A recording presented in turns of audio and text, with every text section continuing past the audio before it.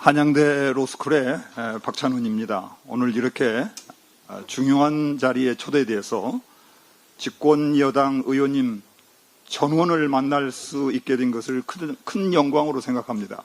전원이 나오셨죠? 굉장히 참 영광스러운 자리지만 무거운 마음으로 나왔습니다.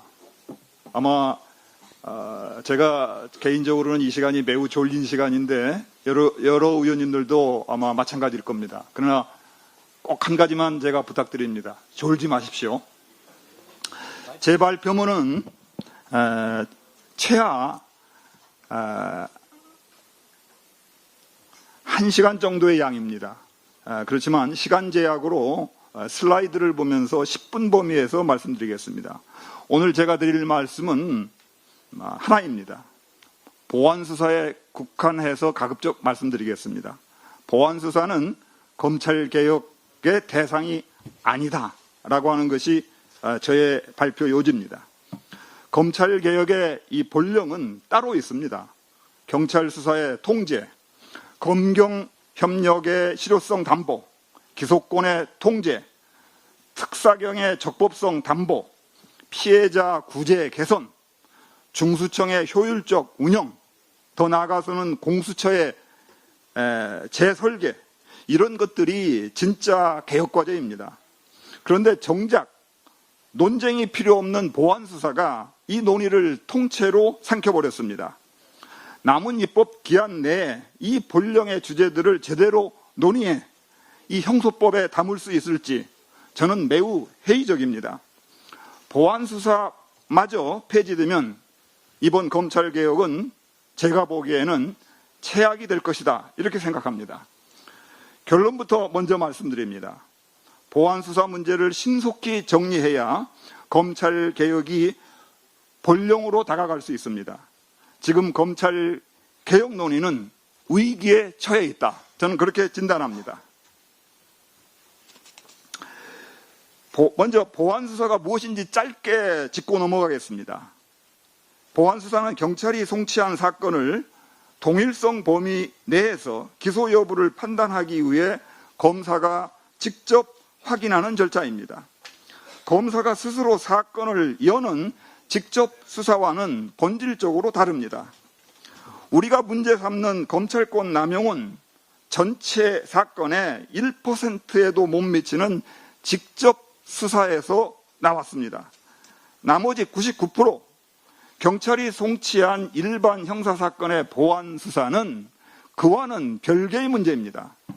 보안수사를 폐지하는 것은 바로 이 99%의 일반 형사사건의 처리를 위험에 빠뜨리는 개혁이 될 겁니다. 이것이 대체 누구에게 도움이 되겠습니까? 이 보안수사라고 하는 것은 애초에 개혁이 이 대상이 될 수 없는 겁니다. 이유는 두 가지입니다. 첫 번째는 검사 제도를 유지하는 한 보안수사는 기소 판단을 위한 필수 행위입니다. 검사가 기록만 보고 사람을 재판에 넘길 수는 없는 겁니다. 또 하나는 보안수사라고 하는 것은 그동안 어떤 검찰개혁 논의에서도 사실상 이 개혁의 테이블 위에 오른 적이 없습니다. 문재인 정부의 수사기소 분리도 마찬가지였습니다. 그때 설계는 형소법에 검사의 수사권 규정을 두면서 검찰청법에서 수사 개시권만 제한하는 방식이었습니다. 물론 2대 범죄, 6대 범죄 예외가 있었습니다만, 이건 뭘 말하느냐? 경찰이 1차 수사를 하고 검사가 2차 수사, 즉 보안수사를 한다는 뜻이었습니다.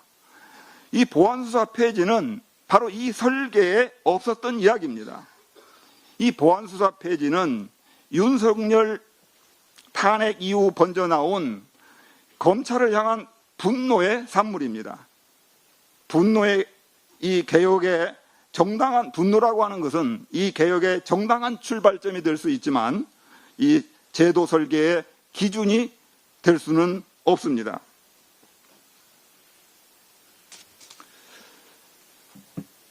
비교법 검토를 잠깐 짧게 짚겠습니다. 이 프랑스와 독일은 검사가 수사의 주재자로서 경찰 수사를 지휘합니다. 잘 알고 계실 겁니다. 일본은 검사가 직접 수사를 합니다. 경찰과의 관계에서는 검찰 우위의 협력 관계를 갖습니다.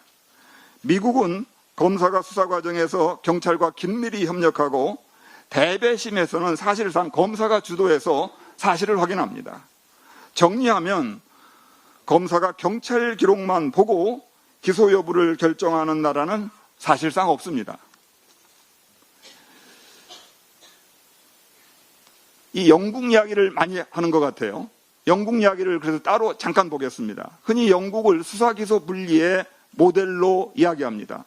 그러나 지금 영국은 이 분리에서 검사의 수사 관여로 돌아서고 있는 과정에 있습니다. 1985년에 영국은 이 CPS, 곧 검찰청을 만들었습니다. 그때는 경찰이 기소를 결정하고 검사는 넘어온 기록을 검토만 하는 그런 절차를 진행했습니다. 그런데 2003년부터는 이 중대 복잡 사건의 기소 결정권을 검사에게 넘기고 기소 전에 조언 제도를 도입했습니다. 또 중대 부패와 사기를 다루는 SFO라고 하는 조직을 만들어서 아예 수사와 기소를 처음부터 한 팀으로 결합하고 있습니다. 이 말은 무슨 말이냐? 영국의 수사 절차는 지금 대륙법계 모델로 수렴하고 있다. 이렇게 이야기할 수 있습니다. 우리나라의 형사 절차는 애초에 영국하고 다릅니다. 그런데 이 개정안, 지금 나온 개정안들이 가려고 하는 것은 영국에서도 이미 벌써 철이 지난 바로 그 자리를 가고 있는 겁니다. 보안수사 요구로 이게 해결된다라고 하는 말씀들을 하는데 이미 벌써 다 나온 얘기지만 잠깐 보겠습니다. 장윤기 사건입니다.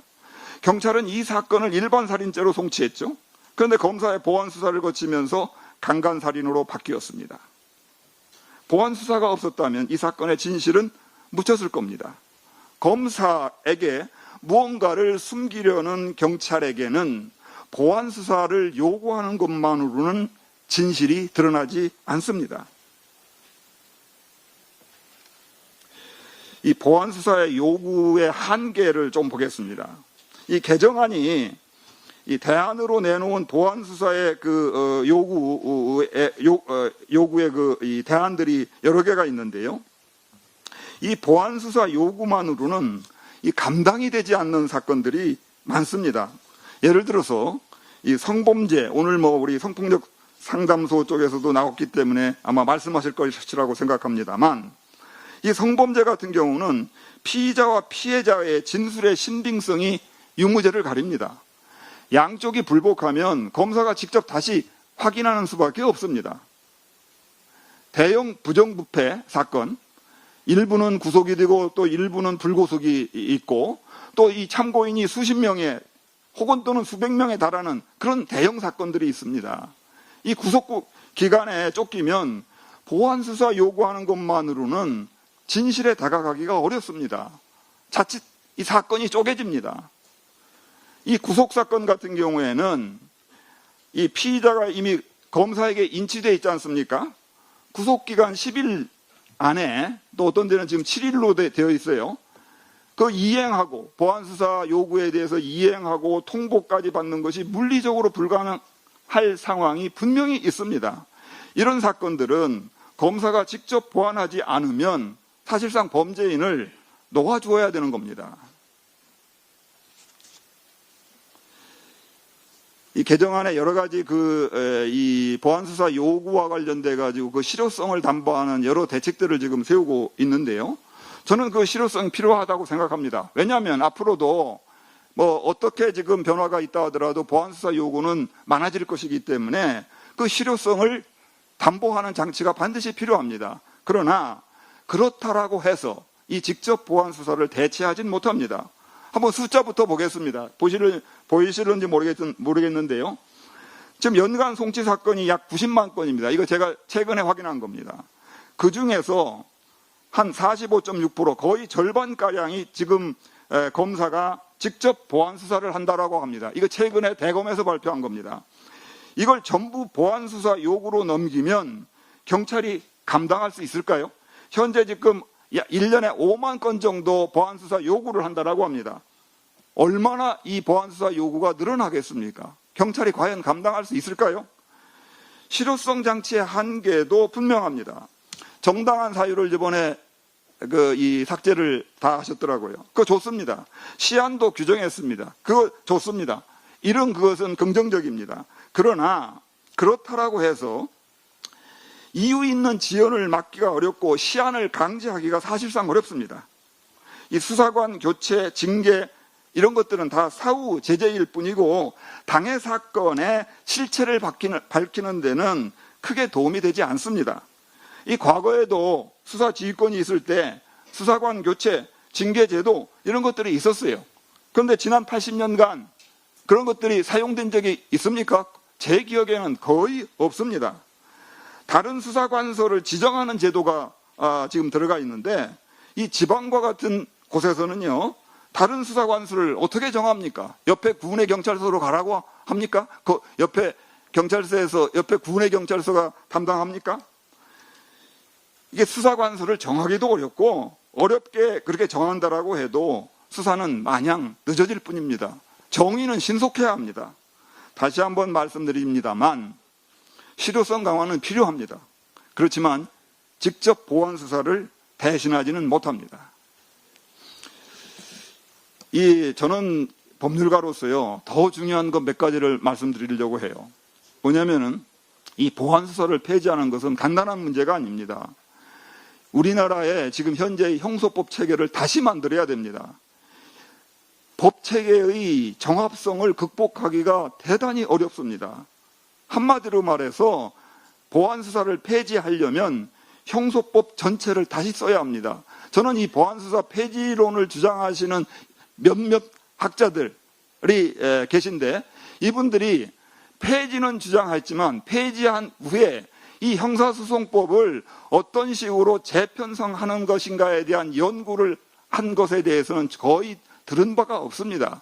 이번에 여러분들 이 개정안을 보게 되면 대부분 다 조문에서 검사와 사법경찰관은 한 그 주어에서 검사를 뺀 정도에 불과합니다. 그런데 그렇게 해가지고 이 우리나라의 형사소송법 체계가 만들어지는 것이 아닙니다. 우리나라의 형사소송법이라고 하는 것은 검사를 수사기관으로 전제해서 만들어진 법체계예요. 제가 두 가지만 여기에 예를 들겠습니다. 검사의 구속기간에 대해서 설명합니다. 검사에게 구속기간을 준다라고 하는 것은 피의자를 인치해서 조사하라고 하는 것입니다. 여기 개정안에서 전부 다 검사 구속기간과 관련된 조문을 보면 검사에게 인치하라고 되어 있습니다. 데려오라고 한 겁니다. 왜 데려오라고 한 겁니까? 검사하고 인사시키기 위해서, 상견례시키기 위해서 만든 조문입니까? 그게 아닙니다. 이 보안수사를 없애면 구속제도 전체를 손봐야 됩니다. 이 개정안은 지금 현재 그 개정안은 전부 과거에 지금 현행의 구속기관을 답습하고 있는데 이렇게 만들어가지고서는 형사소송법 체계가 말이 안 되는 겁니다. 또 하나 재미있는 거 하나 들어드릴까요? 영장 집행입니다. 현행법은 검사의 지휘 아래 사법경찰관리가 집행합니다. 근데 개정안을 보니까 전부 다 어떻게 되어 있느냐면 검사가 이게 수사권이 없다라고 하니까 검사가 직접 할 수 없을 거 아닙니까? 검사의 촉탁으로 사법경찰관리가 집행한다라고 다 규정들을 했어요. 그런데 생각해 보십시오.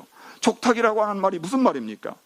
집행 권한을 전제하는 겁니다. 검사가 영장 집행권이 있는데 자기가 안 하고 사법경찰관리한테 부탁한다라고 하는 것이 촉탁입니다.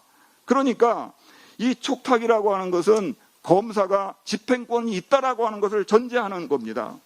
결국 뭐냐면 이 개정안은 검사가 집행권자이고 검사가 강제 수사를 한다는 내용입니다.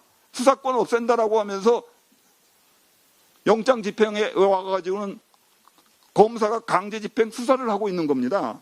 이렇게 보안 수사를 폐지하면 형소법을 다시 써야 합니다. 그게 지금 가능합니까? 그 다음에 또 하나, 이게 아주 아킬레스건인데요. 보안수사를 폐지하게 되면 헌법 위반 문제가 당연히 나옵니다. 이게 헌법과 충돌할 소지가 대단히 큽니다. 아마 우리 의원님들께서 이것은 이미 벌써 지난 윤석열 정부 때 헌재에서 권한쟁의로 다 끝난 거 아니냐, 지금 그렇게 생각하시는 분들이 굉장히 많은 것 같아요. 그런데 그렇지 않습니다. 그 사건은 다 아시다시피 형사소송법에 어떻게 되어 있습니까? 검사의 수사권 규정이 있었던 것이죠. 다만 검찰청법에 의해서 직접 수사 제한을 했을 때, 즉 말 그대로 이 검사에게 2차 수사권만 준 그 상황에서 나온 권한쟁의 사건입니다. 그런데 이제 완전히 상황이 달라집니다. 검사에게 완전히 직접 수사권을 다 배제하는 그런 상황이 되게 되면 이게 그때의 권한쟁의가 그대로 유지될 수 있을까? 그때 5대 4였습니다.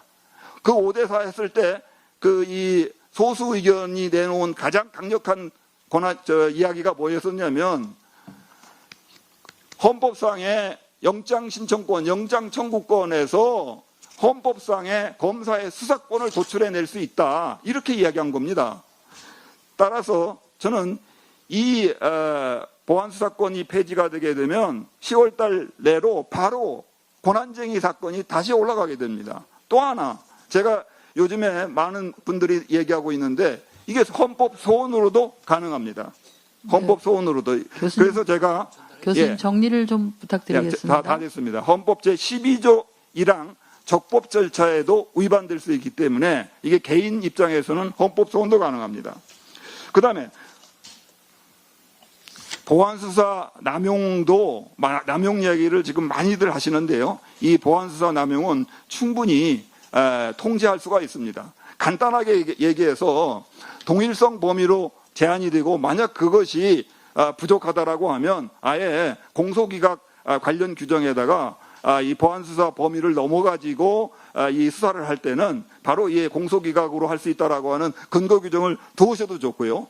그 다음에 제가 자문위원장 때부터 계속 이야기하고 있는 것이 뭐냐면, 준항고제도를 하나 더 만들자라고 하는 겁니다. 그래서 그렇게 되면 충분히 남용 문제를 해결할 수 있다, 이런 말씀을 드리고요. 그 다음에 제가 요 말씀은 하나를 꼭 드리고 정리를 하도록 하겠습니다. 잠깐 요 말씀 하나는 마무리 당연히 해야죠. 하나만 이건 꼭 이 경찰 수사, 이 보안 수사 문제를 그럼 어떻게 입법화해야 되느냐? 저는 이렇게 했으면 가장 좋겠다는 생각을 가지고 있습니다. 이 수사 기소 분리 원칙을 선언한다는 의미에서 형소법 규정에다가 이 196조 검사의 일반적 수사권 조항을 삭제하고 검사가 더 이상 수사 주체가 아니다라고 하는 것을 선언하는 것입니다. 그 다음에 형소법 197조 현재의 경찰 수사는 그대로 남겨두고, 그 다음에 형소법 197조 2에 검사의 보안 수사 문제 부분을 집어넣는 그런 방법을 했으면 좋겠습니다. 마지막 한 말씀만 드리고 끝내겠습니다. 이 보안수사 폐지라고 하는 것은 자칫 잘못하면은 제가 계속 얘기해왔지만 우리 이 민주당 정권의 위기로 치달을 수가 있습니다. 그렇기 때문에 이 부분에 있어서는 정말로 신중한 검토가 필요하다, 이런 말씀드리고, 좀 이따가 토론 시간에 추가적인 말씀의 기회가 있으면 그때 하도록 하겠습니다. 대단히 감사합니다. 네, 박찬호 교수님 감사합니다. 제가 따로 요약이나 정리를 하지는 않겠습니다. 다음 바로 이어서 유승희 교수님의 발제를 듣도록 하겠습니다.